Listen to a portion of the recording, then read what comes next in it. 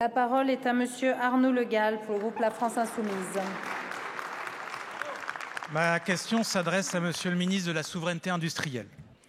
Monsieur le ministre, la semaine dernière, Emmanuel Macron est allé se plaindre à Joe Biden de l'Inflation Reduction Act, plan de 370 milliards de dollars de soutien à l'économie des États-Unis qui distord la concurrence avec l'Europe. En retour, flatterie et vagues promesses. L'humiliation. La France et l'Europe sont hors jeu.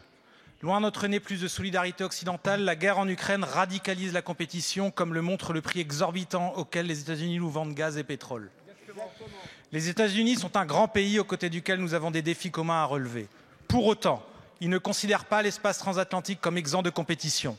Dans le capitalisme globalisé, la concurrence généralisée est la règle et elle n'est jamais libre et non faussée.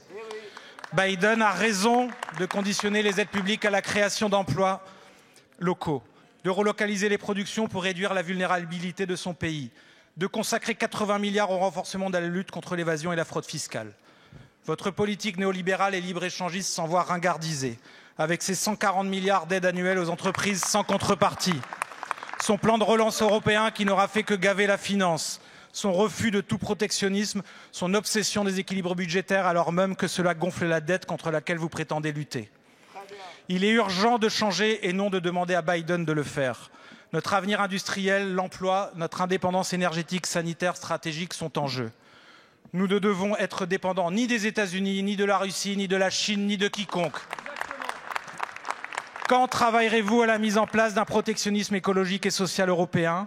Et seriez-vous prêt à désobéir aux traités européens en le faisant en France? N'attendons pas une illusoire autorisation de la Commission ou de l'Allemagne. L'avenir du peuple français est en jeu.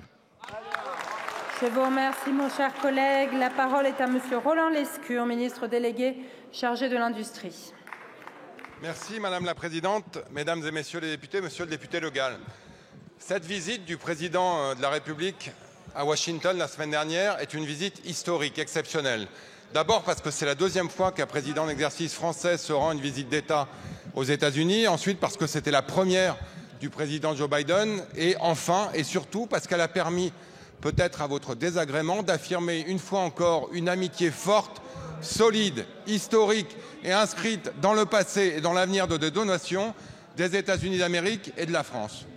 Elle a permis aussi, et vous le savez, d'avoir un échange franc, honnête et transparent sur les enjeux de la compétition internationale, du soutien de l'industrie française, européenne et américaine par les États respectifs américains et français. Elle a enfin permis d'affirmer que la compétition juste et loyale entre deux amis, elle était à l'ordre du jour. Le président Joe Biden l'a affirmé.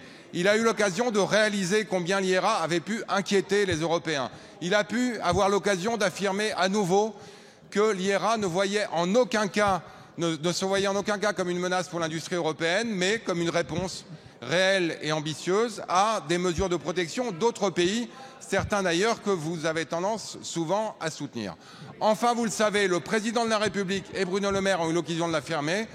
Notre politique de soutien à l'industrie européenne va se poursuivre dans une logique de décarbonation avec, vous en êtes heureux j'espère, de la conditionnalité, puisque les 54 milliards du plan France 2030 qui accompagnent l'industrie sur la voie de décarbonation, vous le savez, sont conditionnés à des efforts réels. Je vous remercie, Monsieur le député. Je vous remercie, Monsieur le ministre. Monsieur Le Gall.